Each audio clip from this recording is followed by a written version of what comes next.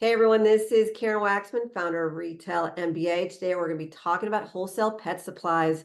So if you have a great consumer product that's a pet supply and you're trying to sell it retail, this little training will give you some things to think about in regards to wholesale pet supplies. With that said, let's get started on today's training. So let's talk about pet retailers and distribution and also selling pet products. Really, we're just going to be covering the whole pet consumer product scenario.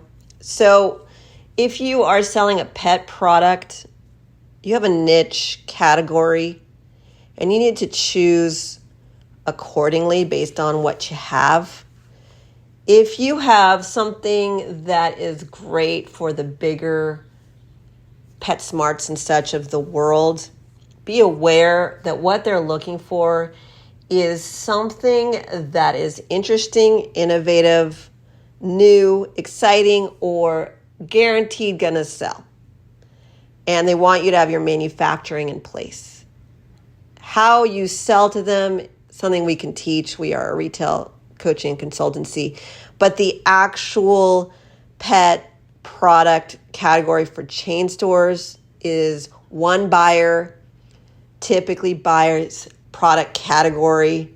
So if you're selling a PetSmart or wanting to, they usually have someone who buys collars, someone who buys clothing, someone who buys food. There are different buyers within that retailer. You got to figure out the appropriate buyer for your category and reach out to them respectively about your product. And the good news about that is they have a lot of stores. So when you sell to them, one person can make you a lot of money. Now, there are pet retailers that are regional or local, mostly local, meaning in your local area. And those guys are fairly simple to sell to.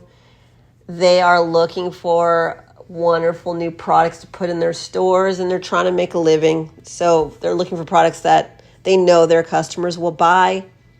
Proof of sales would be very useful. Now, some people would argue with me that you should start small and scale to the big stores.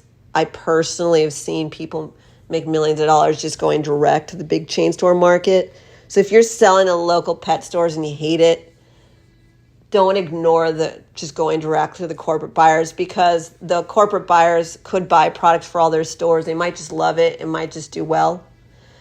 And that's a business decision and also personality. Are you willing to risk it? If you think that it's not possible to sell to Petco or whatever because you haven't sold to small stores first, that's not accurate. People do it all the time. It's just information that you just need in order to succeed with them.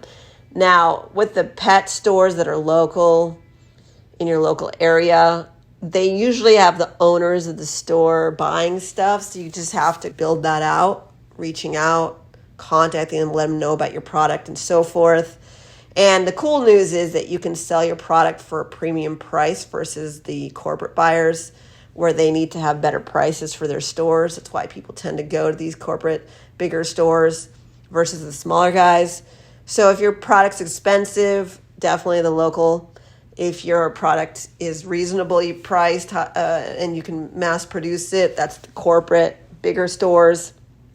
For the smaller stores, what they do is pick up your product, and if it converts, you have to keep sending them new product and so forth. So there's more work to do with the local stores. You can work with distributors who sell pet products regularly. The thing about distributors is they take a nice hefty fee for their efforts, which is usually probably about 20 to 30% of your income for the product. And what that means is they are ultimately going to be your sales rep, your extended sales rep, and they can open up those accounts for you, meaning they've done a lot of the legwork, and then they can add your product to their distribution, right? The tricky part, though, is getting them to pick up the phone and also being able to actually have the marketing collateral and everything they need in order for their reps to say the right words to get your products to sell. So there is some prep work when working with distributors. One is setting up your product beautifully with packaging and the marketing collateral and stuff to make sure that they can sell it well. Also, the pricing needs to be on point. But also, they tend to like that you sell the product first before the distributor picks up your product. Usually, they'll find products they're already selling because they make more money faster, and that's what they're usually looking for, which is incredibly infuriating if you're starting out and you're trying to build up your business, but you've never sold it anywhere before. So one thing you can do is literally get in your car and try and sell your product locally to local pet stores. Try to open up new accounts, get some proof of sales, start working with trying to get the distributors to represent you. Our recommendation is to get some coaching and some consulting and to have someone help you figure all this stuff out, which includes the marketing, collateral, and the pricing and all this stuff. If you need support with that, we have a company called Retail MBA that helps people like you choose which direction to go, the strategy, and also helps you build out your plan, also helps you pick out which retailers to go after, also has someone who's been selling to retailers for over 20 years review products with you through our Retail MBA system. That's listed on retailmba.com, or if you want us to go after stores for you, we have a done-for-you service as well. Ultimately, with pet products and distribution, really it comes down to what are you comfortable with? Are you wanting to go to the big corporate buyers? We explain what that looks like versus the local stores and so forth. The real difference is time. How much time do you have? Can you open up those accounts yourself? Do you want to work with the distributor? There's more to do when working with the distributor versus individually open up stores, although they can scale. Also remember that a Petco can make you millions of dollars much faster than you opening up store to store. When they're buying X number of units in small quantities for their store, they can only fit certain amounts of products in their stores.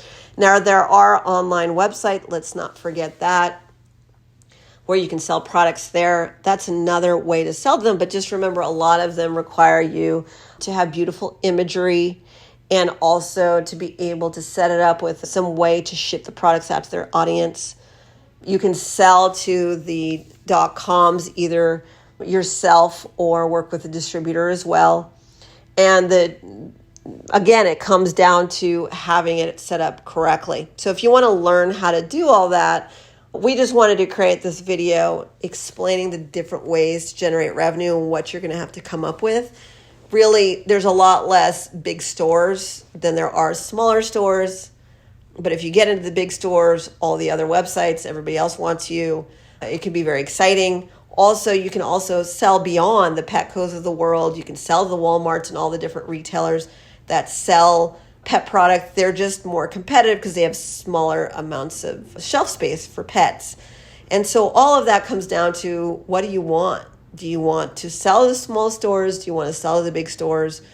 Which direction do you want to go? How much time do you have? If you sell to the big retailers, they usually have one buyer who buys pet products. That's a lot less work than you work in the store circuit, or with the distributors. It depends. You have to open up some store accounts. So part of this is just to give you some data on pet products and things to think about. Karen Waksman, Retail MBA. If you want some support, please take a look at what we do. Thanks so much.